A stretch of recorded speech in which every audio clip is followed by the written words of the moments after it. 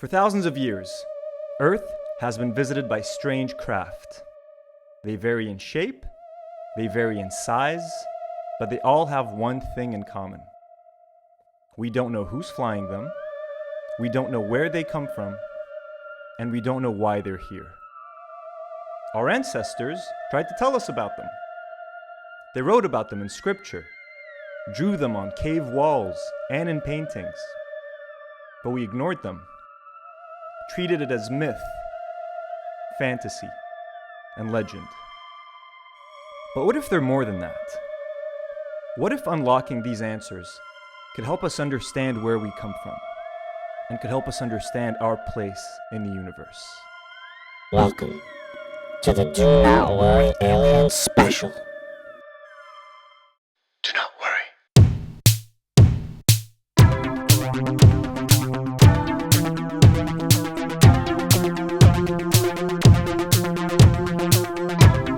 Welcome to a brand new episode of Do Not Worry. I am your host, Anthony, coming to you once again from the heart of Beirut and Jaitebe. Guys, thank you so much for joining me. We have an extremely special alien bonanza for you guys today. We're going to be going deep into some alien stuff. I hope you guys are prepared mentally. I hope you have a drink ready. Maybe you've got something fat rolled. I don't know. I ain't here to judge. But we're about to go deep on some aliens. Before we get into anything, thank you so much for subscribing. We are at 1.31k subscribers. 1,300 subscribers. That's fucking crazy. And I'm aiming to get to 2,000 subscribers in the next 3 weeks. Join my channel and become A Do Not Warrior. officially. It's a lofty goal. I don't know if we're going to hit 2,000 subscribers, honestly, in the next 3 weeks, but let's fucking try. We got nothing to lose. Thank you so much for leaving a like. Thank you so much for commenting. All of your engagement is extremely helpful, and I'm definitely going to want to see your comments after this episode. I want to know what you guys think about all these alien stories, which ones are convincing to you, which ones were not convincing. We're going to have a lot to talk about, so thank you so much for supporting this channel. Thank you so much for engaging with it. I swear it helps a lot. This channel would get buried by the algorithm if it wasn't for your engagement, so I really appreciate it. Today's episode is going to be probably the longest one. I'm probably going to have to switch batteries on the camera because it can last for up to 40 minutes or something. So buckle up. If you guys feel like you're tempted to skip or anything, which I don't recommend, I would urge that you guys at least watch the final video, the final part of this podcast, which is about the kids in Zimbabwe. Because to me, that is if there's one case I want you guys to walk away from, having learned from this episode, it's the kids in Zimbabwe that saw a UFO in 1994. We're going to get to that a little bit later. Buckle up. This is going to be pretty fucking crazy. Spark up. Okay, so what is this episode going to be about? Well, in a nutshell, I'm going to try to go over the UFO cases that have most convinced me throughout my 12 years or 13 years of being obsessed with this stuff. Ever since I was 17, 18, I had just started college. I spent a lot of time watching YouTube videos, reading articles, research, all about UFOs. I don't precisely remember what was the one case that made me go full in, but it probably might have been Bob Lazar, which we're going to go into that a little bit later.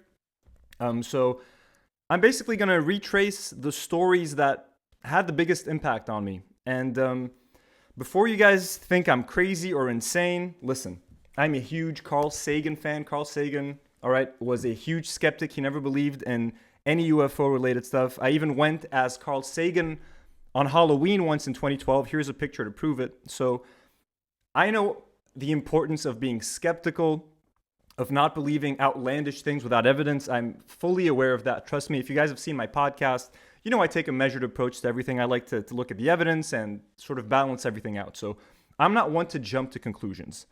And believe me, getting into alien stuff can get very overwhelming because you're never going to get any real answers. And it goes into so many wild directions if you let it.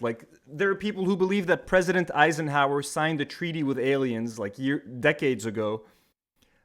In exchange to get alien technology, he would allow the aliens to run experiments on humans and abduct them. For example, there are people that believe that the whole alien UFO thing is a government ruse so that they can one day pretend that there's an alien invasion so that all world governments can unite and create a new world order. There are people who believe aliens live in the core of the earth and like pop out of the ocean and stuff, which there are a lot of cases of USOs, unidentified submerged objects, so that is true. But like, people believe that there are Martians living on Earth. It can, if you let it, it could drive you insane. So I've tried to focus on cases that have convincing evidence, maybe not physical evidence, but mass sightings, you know, cases where more than one person saw something, cases where extremely qualified people like fighter pilots, airline pilots, military personnel saw something, stuff where it appears on scanners and radars. So this is going to be very evidence-based. Even though I don't have a physical piece of a UFO to show you, there is more than enough evidence, I think, out there at this point to suggest that there is something going on. And I think the most fascinating thing to me has always been, like, there are things flying in our skies and we don't know what they are. Like, how does that not capture your imagination? How do you not want to find out what that is? And I think in today's world, we're so inundated with information and social media, and like younger generations are constantly being fed so much information that I don't even know if younger people are interested in this kind of thing. But to me, it's like, how could you not be interested in this? You know what I mean? How could you not be interested in the idea that aliens might have already visited us? And there are these unknown crafts that fly in ways that we don't understand, floating around. How can you not be obsessed with that stuff? And I just find that stuff completely fascinating. And I hope that a little bit of that can rub off on you guys and you get a little bit curious about this stuff, because it is honestly pretty fucking mind-bending. And like, I can show you a bunch of photos that have been proven not to have been fake or doctored. For example, the McMinnville UFO pictures in the 1950s. A farmer just fucking saw a UFO and took a photo of it. It's been proven to be a real photo. The 1966 Baldwin UFO. It was an engineer who was in his garden and saw a fucking UFO on its side, and he took a Polaroid photo. It has been proven to be real. The 1965 Heflin photos have been proven to not be doctored. In Costa Rica in 1971, the government was taking survey pictures of a hydroelectric power station, and they saw a UFO, like a flying disc, in the picture. These things are real. These things are there. We can no longer deny it. Now, I'm not telling you that aliens are flying these things. I can't know that for sure. But a UFO stands for unidentified flying object. It doesn't mean it's aliens. It could be human technology. It could be alien technology. But there's something flying out there. And we don't understand it. Or we do, but the government is keeping it secret. But we're going to try to get to the bottom of it. I went back and forth in my head as to whether or not I should start with Roswell, New Mexico, since I figured most people know it, but I think it's an important story to start with because this is what honestly started the whole UFO craze. This is what led to people, assuming that weird experiments were happening in Area 51. And a lot of people still don't know the truth. A lot of people believe the story that it was a weather balloon and all that bullshit. It is not. Something crashed in Roswell in 1947. So here's what basically happened in a nutshell. So William Brazel, a foreman who was working on a ranch in 1947, saw a bunch of debris like a few miles away from where he was working. Calls the Air Force. The Air Force shows up. It's some kind of weird craft that they don't know what it is. So the next day, a newspaper comes out officially saying that the Roswell Army airfield captures a flying saucer on ranch in Roswell region. It's right there on the Roswell Daily Record. It's in the newspaper. They print it out, okay? The next day, after the military gathers and they get rid of all the debris, they change their story and claim that Army discounts New Mexico find as weather gear. So they try to discount it as it was just a weather balloon. Sorry, it was our mistake. It wasn't a crash disc. We fucked up, apparently. It was just a weather balloon. So you'd think the case was closed. And right there, you can see Major Jesse A. Marcel in this photo, carrying like the debris of what is apparently just, a weather balloon. Aluminum, tinfoil, some pieces of wood. Well, Anthony, if the Army came out and rectified their story and said that actually it was just a weather balloon, why are you still harping about Area 51? Case closed.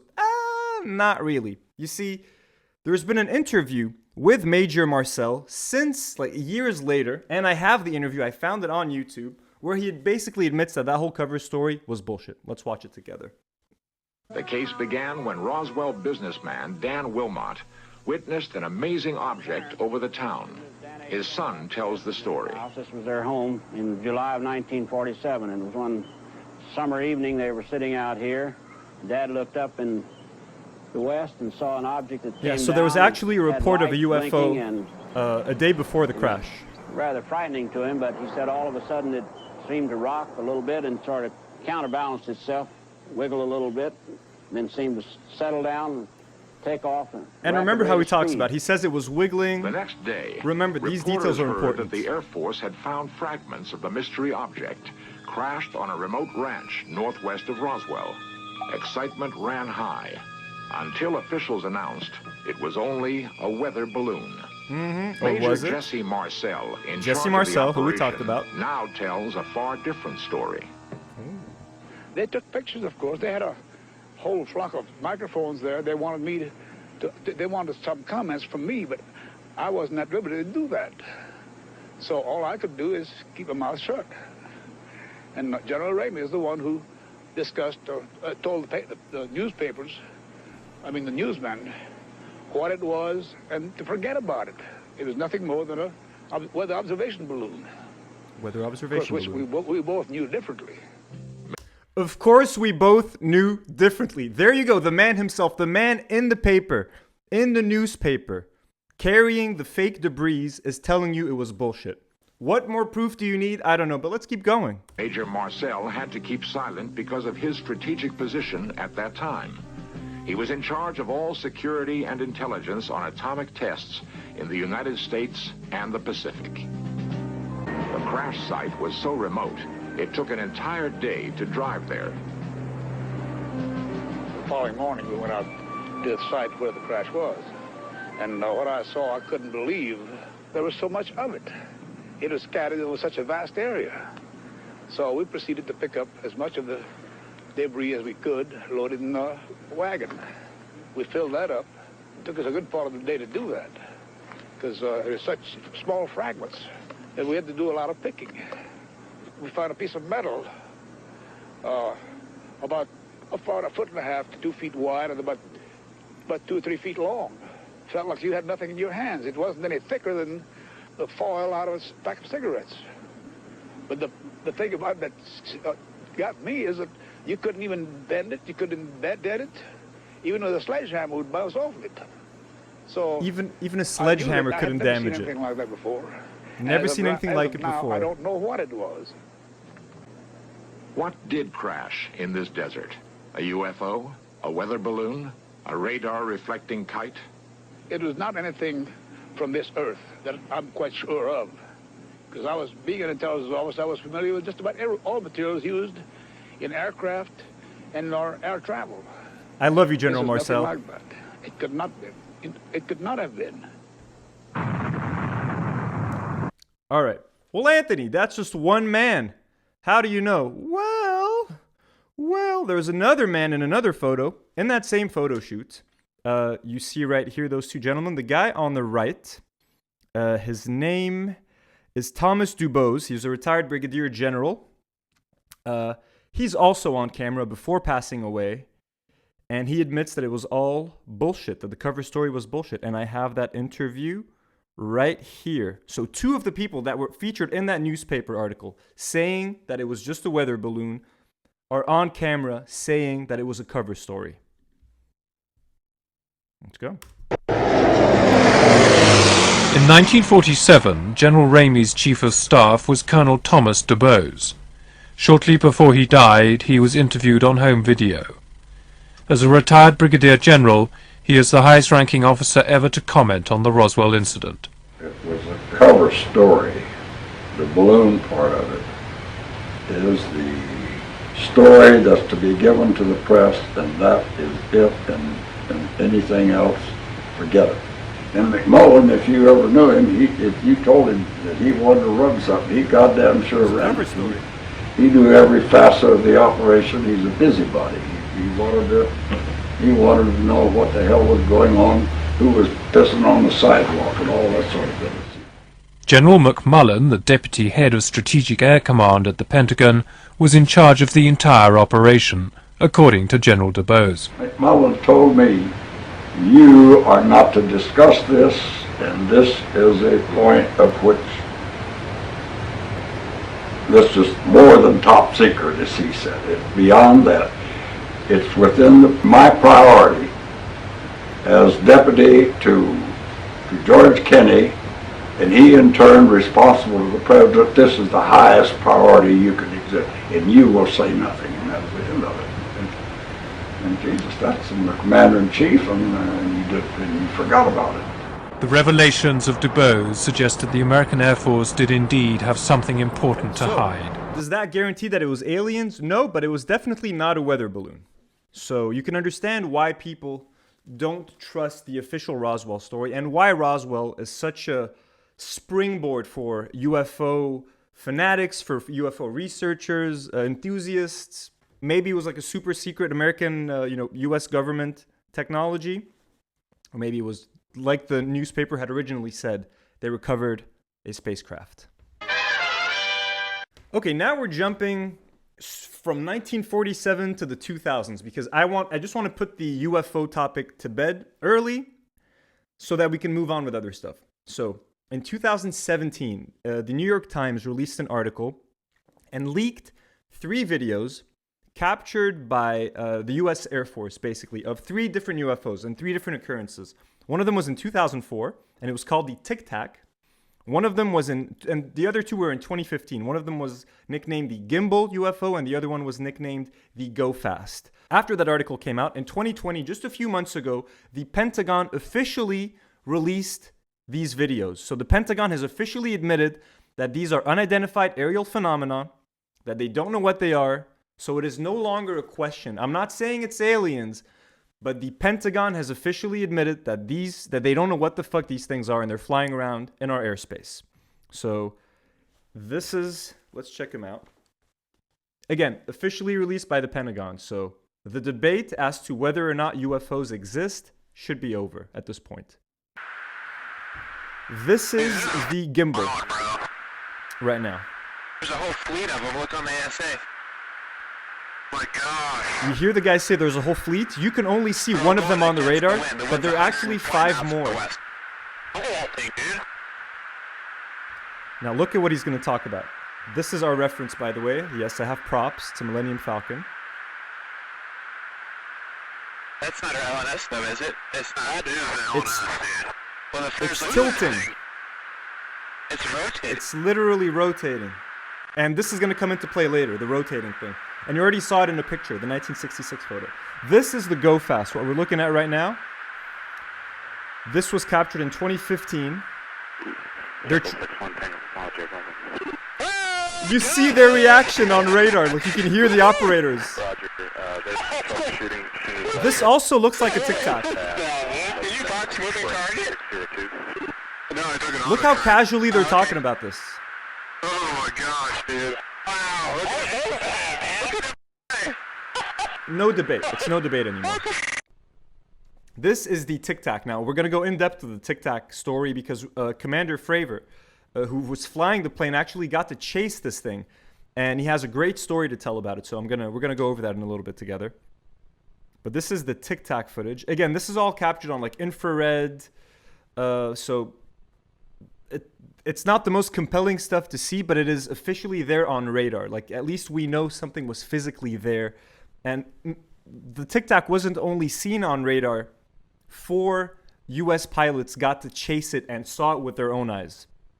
So let's get into the story of Commander David Fravor, who chased the Tic Tac UFO in 2004. And listen to his story. Now, I was able to find an animation that someone did, a recreation of his story. So I kind of merged his interview with Lex Friedman, which I'm going to have a link for in the bottom, and that footage so you can kind of see what he's talking about. As we're looking around, we see, now it's a clear day. There's no clouds and there's no white caps. It's just a calm, it's actually a perfect day. If you owned a sailboat, it was that 5 to 10 knots of wind and you just want to kind of go out there and you're not going to get beat up and have white water come over. It was the perfect day to own a sailboat. So we look, there's no waves, there's no wind, there's no white caps, and we look down and we see white water. So that's what it was. We don't see an object because there's all kinds of, they saw this. Yeah, they saw see another something craft underneath below the water. We didn't see anything below the water. We just saw white water. But the whitewater, and I like to shape it, you can say it was across, I say it's about the size of a 737. So it looks like if you took a 737, put it about 15, 20 feet below the water, so the wave's breaking over the top, and you're going to get whitewater where the plane is at, you'd see this kind of shape. So it looks like a cross. So as we're looking down off the right side, the backseater in the other airplane, Jim, says, this is that talking in partials again. He says, "Hey, Skipper, do you?" And that's about what he gets out of his mouth. And I go, "What the hell is that?"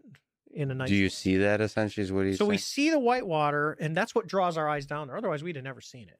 So we see this I would have loved whitewater, to see the look on your face when you see that. Like, and then we what? see this little white Tic Tac, because we're about 20,000 feet above it, and it's going basically north, south, and then east, west, north, and it's abrupt. It's very abrupt. So it's not That's like a fucking helicopter. weird, If a man. helicopter's going sideways and it goes once, it's going sideways left, and it goes right. What it'll do is it's got a speed, it slows down because there's inertia, Yeah. and it stops, and then it goes back the other way. This thing's not. It's like left, right, with no So moving in ways that doesn't feel intuitive to you At like, all. of the things you've seen in the past. So as a pilot, the first thing you think is it's a helicopter, Right. So you go, oh, what is? Because when we see it, it's moving. We're like, oh, helicopter. So the first thing you look for to see if it's a helicopter when they're doing that, because usually when they get down there towards that 50 feet, you'll get rotor wash. You see it in the movies when the helicopter's by the water, water comes up the sides because the downdraft, like a thunderstorm will do that. It pushes the air down and then it has to come out the sides.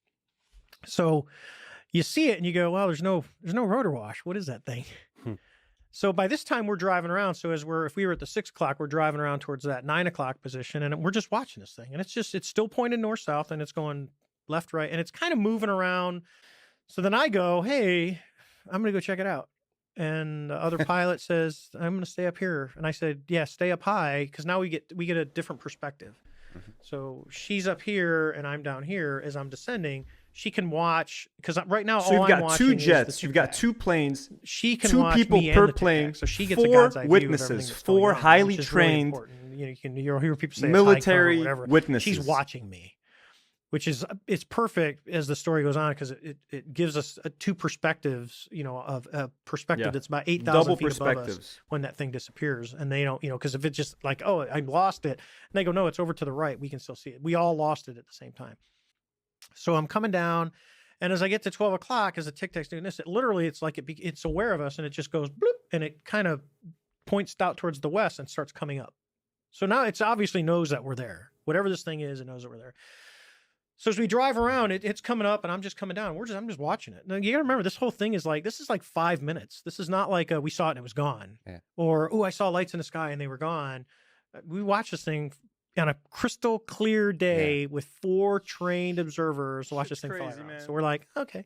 And I'm driving, and I get to I'm probably about a half mile away, which you think, well, a half mile is pretty far. A half mile in aviation it's nothing. You can tell there's a pilot in an airplane. You can see all kinds of stuff at a half mile. You can see pretty good detail. So I'm like right there, and it's coming across my nose. So now I'm basically pointing back towards east. So I'm cutting across because I'm going to the 3 o'clock position. It's at 2 o'clock, and I'm going to meet it at 3 o'clock.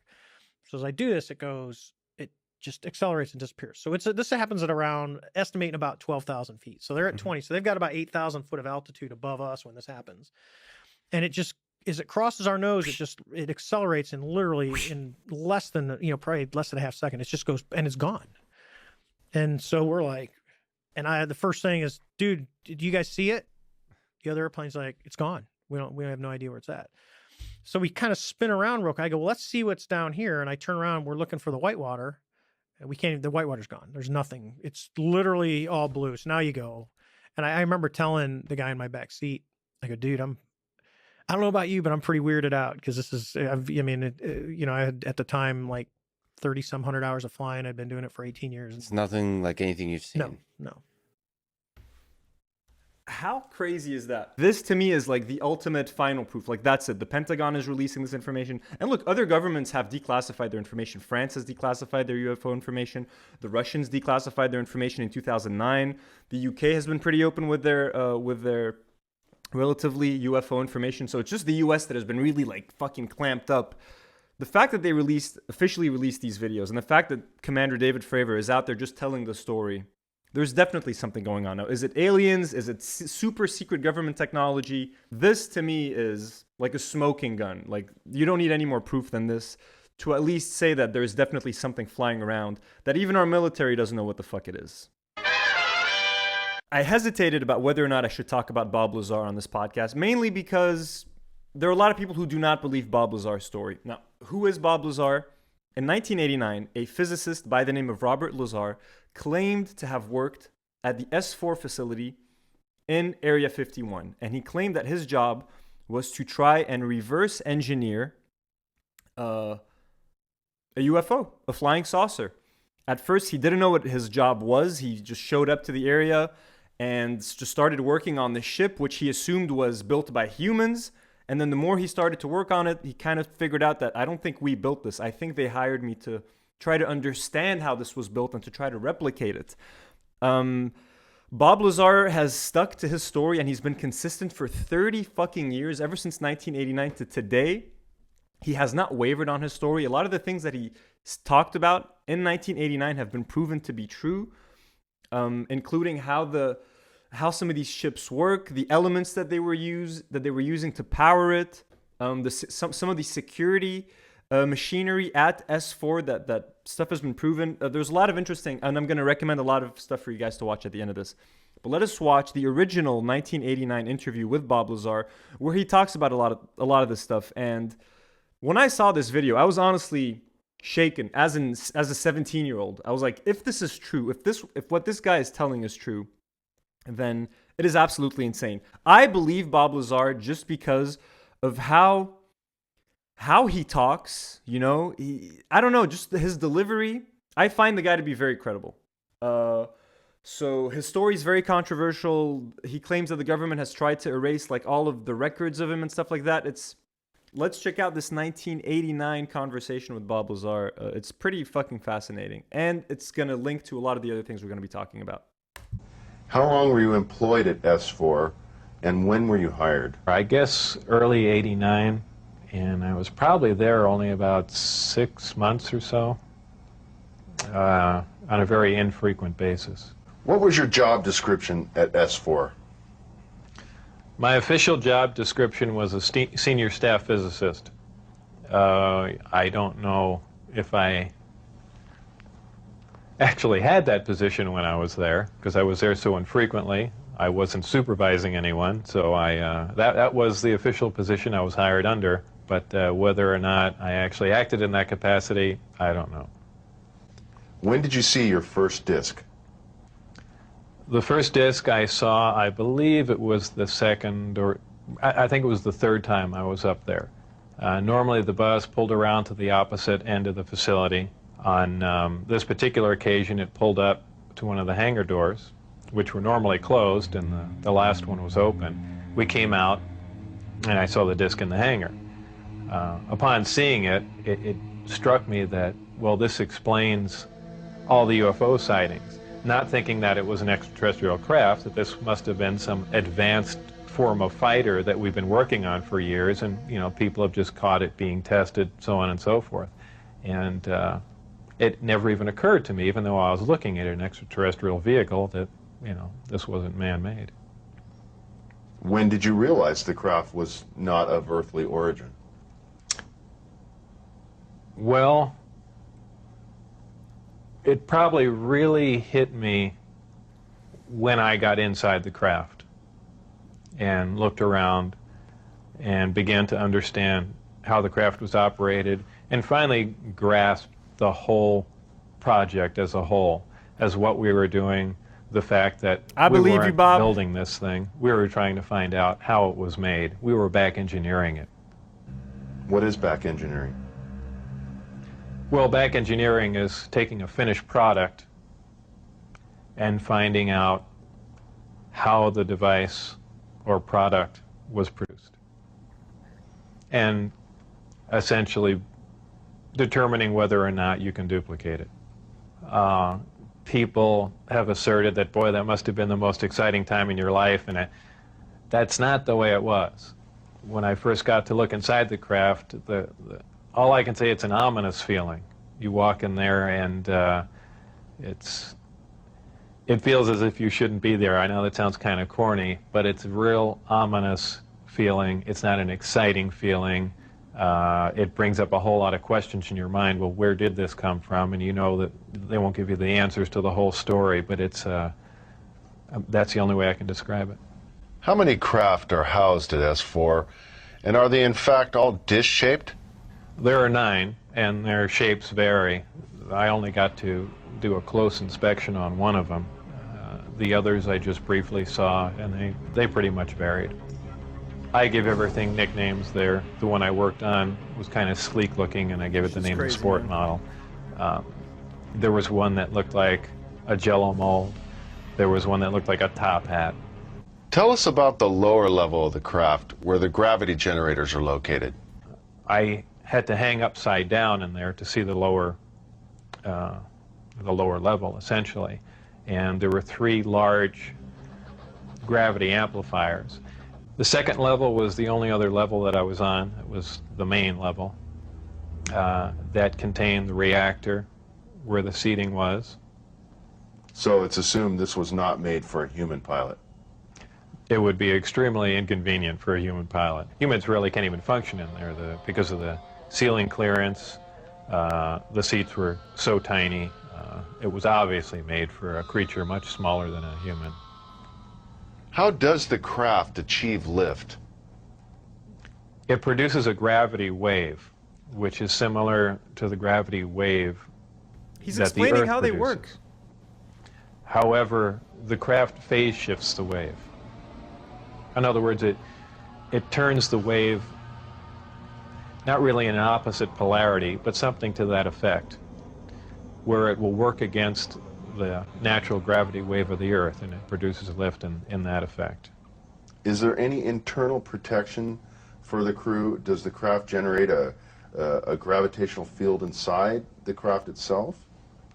Well, the craft generates its own gravitational field. Being inside that field essentially doesn't shield you, but essentially you're in, and this is a terrible way to say it, almost in a different realm, because you're now influenced only by that gravitational field, and inertia would have no effect.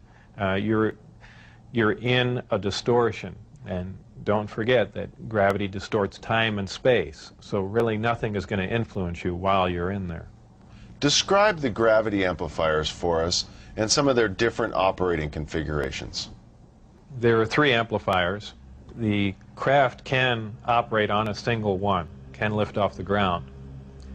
The way in which it's propelled are 2 different ways. There's what they call Omicron configuration, where the craft is using 1 generator, or Delta configuration, Delta. where it's utilizing all 3. Remember the tilting? Delta configuration would be for space travel.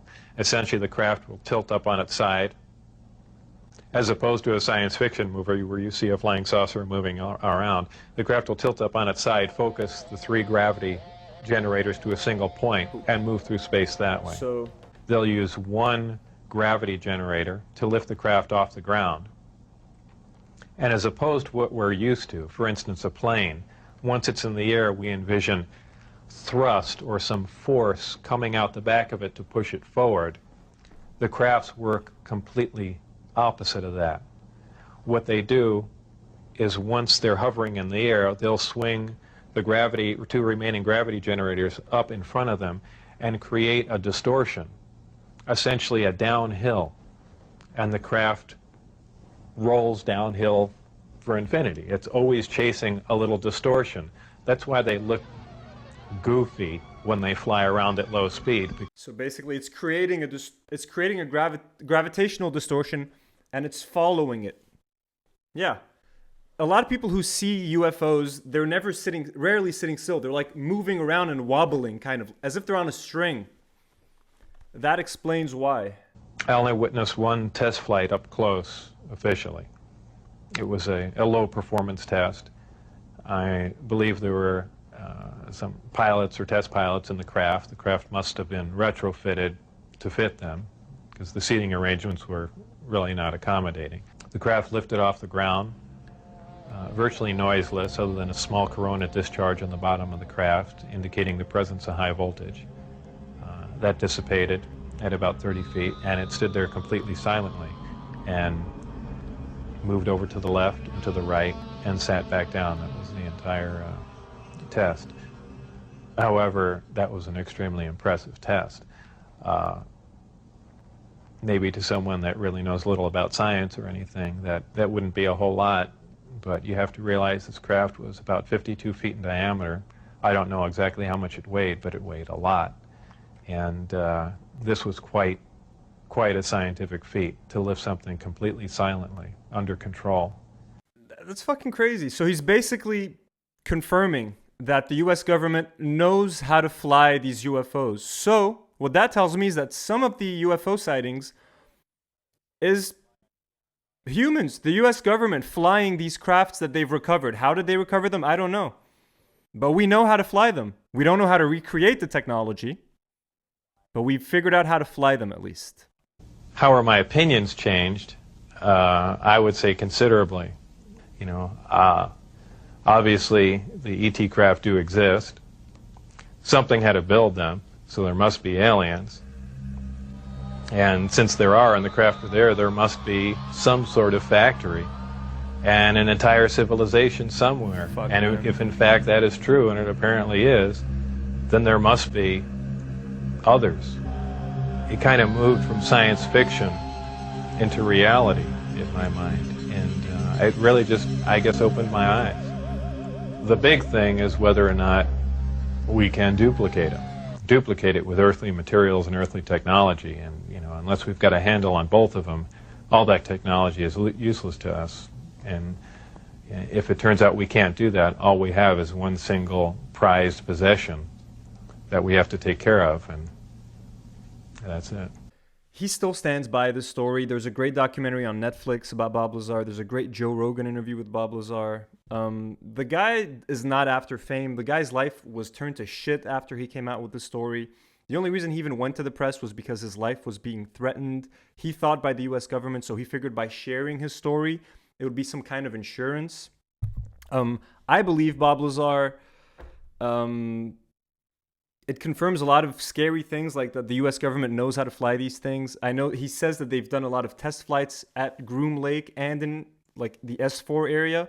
Maybe they figured out how to fly them farther away. So a lot of these sightings are maybe the US government. I don't know. And if you think that this is a bunch of bullshit, there is a very prestigious Harvard astrophysicist called Dr. Rudolf Schild. He's even on camera saying that what Bob Lazar says is extremely credible. Let me try to find that. Last question. We were talking off camera before the interview began about Bob Lazar and some of the statements that he had made. You've looked at that information. Yes. Now, I've only come across this fairly recently, since I do research on, you know, distant quasars and black holes and dark matter and things of that kind. And I'm rather new to this. And I've found Bob Lazar's materials to be extremely convincing. And Bob Lazar, the movie, Harvard to me, physicist, is unfortunately about the question of, is his testimony real, and is he real, and all of that, which I am not the least bit interested in. I am interested in the part where he discusses the small segment of the UFO craft that he was allowed to work on, and where he did know exactly how the parts were manufactured. Anyways, this is just a little bit of extra credibility. This is the Bob Lazar story. I'm going to give you guys some cool recommendations later. But yeah, this was one of the big influences on me, was this story. And I think he's a very, very convincing witness. Do you guys want to talk about how aliens fuck with our nuclear weapon facilities? This shit's fucking scary. So in 1967, a UFO appeared at a nuclear facility, and this is a story as told by Commander, I think, Robert Salas. Again, highly trained military personnel. Let's check this out, man. And this is cool because this has happened with the Russians as well. They have reports of UFOs appearing at their nuclear facilities, either disabling their weaponry or turning or activating them. Basically, just like letting us know, like, hey, you guys ain't shit. We can fuck with you guys. Check it. My name is Robert Solis. I was in the Air Force active duty after I graduated from the Air Force Academy in 1964 until 1971. In March of 1967, I was stationed at Malmstrom Air Force Base, Montana, as a missile launch officer, Minuteman missiles. I was downstairs 60 feet underground in a capsule, monitoring and controlling 10 nuclear-tipped Minuteman missiles.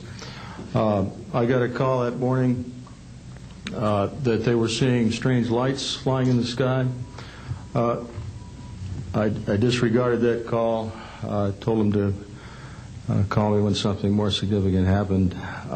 I got another call subsequent to that call, and this time it was a more intense tone in the guard's voice. It was very clearly very frightened. He said there was a bright, glowing red object hovering outside the front gate. It was oval-shaped. He had all the other guards out there with their weapons drawn. Right after that call, I woke up my commander, who was on a rest period, Fred Mywald, a retired colonel now, and told him about the phone calls. As I was telling him about the phone calls, my weapons started going down, one after the other. They went into a no-go condition, what we call a no-go condition. They were unlaunchable. We lost somewhere between 6 and 8 weapons that morning within minutes of having received that second phone call of a UFO hovering outside the front gate. Again that morning, after reporting it to the command post, we were informed that a very similar incident happened at Echo Flight. I was at Oscar Flight. They lost all 10 of their weapons under similar circumstances, very similar circumstances, where UFOs were sighted over the launch facilities. They had maintenance crews and security crews out there that had spent the night, and they were reporting UFOs over those sites. Those witnesses that I just mentioned, the names I just mentioned, have spoken of this event before, and they will back up this story. We also have documentation that I received through FOA requests from the Air Force outlining the Echo Flight incident, and including in that documentation a reference to UFOs. I'm willing to testify to the truth of all these matters that I've spoken about this in front of Congress under oath. Thank you. Honestly, I think they were trying to send us a message. Like, don't fuck with this kind of technology. You don't know what the fuck you're doing. And by the way, UFO activities sharply increased after like 1945 when we started testing out nuclear weaponry and shit like that. Like, who knows, man? Who fucking knows? But this is one of the extremely convincing stories. Again, highly trusted witnesses, highly trained military. Yeah, man. They can, like, our nuclear weapons are toys to them. So we got to take this shit fucking seriously, man. Whew! Okay, if you guys have made it this far into the video, you guys are fucking champions. Not only are you a do not warrior, you are a motherfucking do not 2-star general. This story is the most convincing story. This story had me believing in UFOs and aliens, not just UFOs, but aliens, before I ever heard of the Tic Tac, with or without the Bob Lazar story. If you had just shown me this video, it is enough to convince me. This is a mass sighting of 62 children in a school in Zimbabwe in 1994. These 62 kids saw a disc landing with possibly like 2 smaller little things floating around it, and they saw an alien step out of that ship and walk around it. These kids were then interviewed by a Harvard psychiatrist, John Mack, who's one of the greatest and who was a good friend of Carl Sagan's.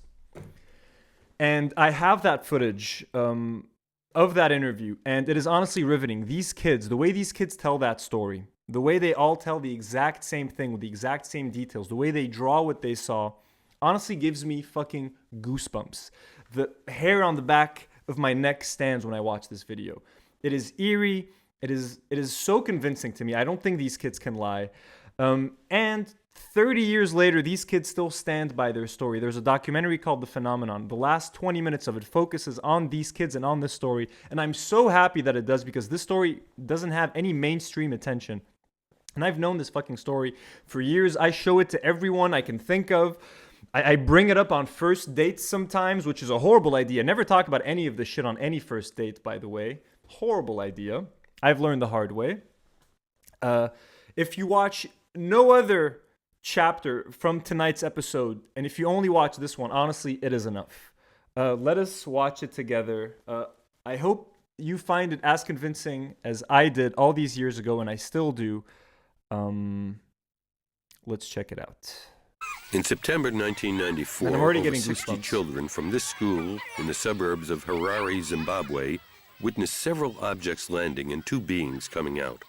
Just over 2 months later, John and Dominique came to the scene to work with the children, their parents, and the teachers still suffering from shock. John, who essentially specialized in child psychiatry, Look at the devoted a great kids, deal of look time at their to eyes, interviewing the children. Listen to how they're talking. Something scared you, is that right? Yes. What scared you? The noise. What noise? The noise that we heard in the air. You heard a noise in the Yes. air? What was it like?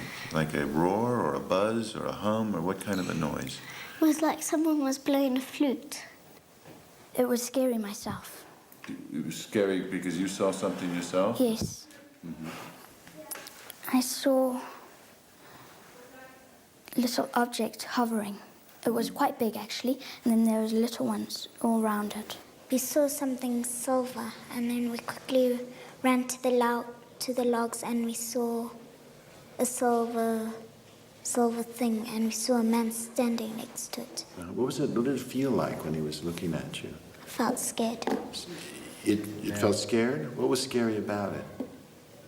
Well, I felt scared because I've never seen such a person like that before. Did you see the eyes? What did they look like? They were going like that. Where was the pointy part? Was the pointy part in here, or was the pointy part out there? Up there. And I what was the feeling 100% when you looked believe at the these fucking eyes? kids. 100%. It was scary. Mm-hmm. And what scary? Why? What made it scary? The eyes looked evil. Evil. Mm-hmm. And what was evil about them? Say what you mean by evil.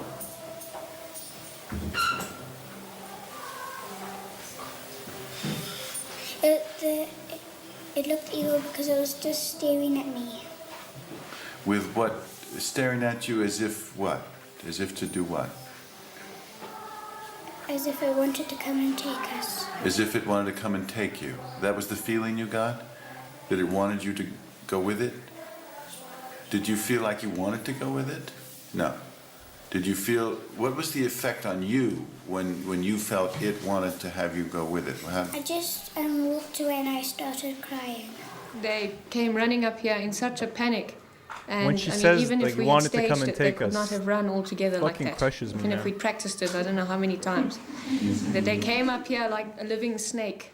And they just came, we were in a staff meeting and we just heard them screaming, ah, and then they were here, you know, and a child can't make that up.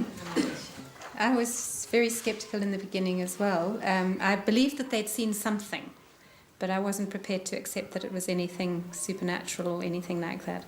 But I think the consistency of what's been going on indicates that it was more than I was prepared to admit in the beginning. Both of them were running. One was running in the trees, and the other one was running across the ship, because there were also trees here. Mm-hmm. The eyes were like more pointed as they came in toward the center of the head, is that? No, more circular. And this was all black in here. All black. Now you've So made that was pupils. Did they actually have pupils, or Yes, was the it pupils solid were black? white. What? The pupils were white like You that. saw white in the center? Yes, like that. Mm-hmm. Was he near the silver object, or was he far That from was it? on top. On top of the silver object. Bro, that's fucking creepy, man. And did you look at him? Yes. Did he look at you? Yes, then he gave me the creeps, then I stopped looking Gave you at the him. creeps. Actually, in your drawing, you showed him standing Man, up. this kid is so fun. Yes, These I had kids to are draw him so standing up adorable, because I couldn't man. draw him sitting. Man. what I thought was maybe the world's going to end. Maybe they're telling us the world's going to end. Why do you think they might want us to be scared? Because because we don't look after the planet the area properly. Mm-hmm. And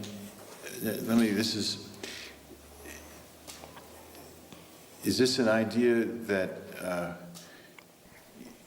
you have had before, that we don't look after the planet properly in the air, or did this idea come to you when you had this experience? When I had this experience, I just felt all horrible inside. You felt horrible. At what point did you feel that? When you saw the craft, or when you got home at night? Or when I got home. You had that horrible feeling when you got home? Yes. And say more about that horrible feeling, Lisa. What was it like? It was like in the world, all the trees will just go down and there will be no air and people will be dying. Mm-hmm. And those thoughts came to you, had you had those thoughts before this experience? No. No. And how did those thoughts come to you? Some Did people they come say to that you he's from asking, he's leading the kids with these craft or questions. from- I think he's From the man. he's fucking brilliant the way he's asking these And questions. did the man say those things to you? How did he get that across to you? Well, he never said anything. It's just that the eyes. What was the sense you got from those eyes? He was interested. The way she says he was, I do goosebumps. The way she says he was interested, like. They describe these experiences or these events like a person talks about something that has happened to them. And when you're talking with a psychotic who's telling you something and it's a delusion and you feel that it really didn't happen, I can tell. I mean, I know this is something that person wants me to believe, or they're frightened, or they're distorting reality in some way. There's nothing like that here. These are people of sound mind, by and large, telling me something that's they know that I might think they're crazy, and so they're a little concerned about telling me, and they're very full of questioning themselves and doubt, and I mean, and then they describe something very real and intense, a light or something happened to their body, or it's the whole quality of the way they talk about it is the way a person talks about experience that happened to them.